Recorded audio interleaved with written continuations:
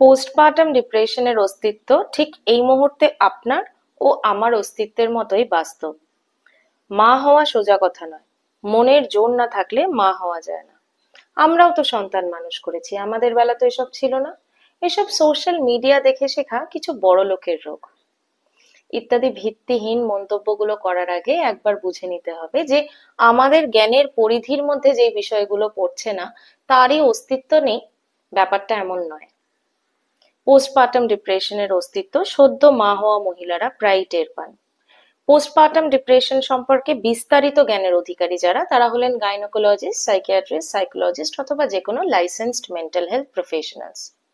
স্বামী হিসেবে আপনার মনে যদি পোস্টপার্টাম ডিপ্রেশন নিয়ে কোনো দ্বন্দ্ব বা কৌতূহল দানা বাঁধে, তাহলে অতি অবশ্যই এদের মধ্যে যে কোনো একজন এক্সপার্টের সঙ্গে বিস্তারিত আলোচনা করে নেওয়া জরুরি।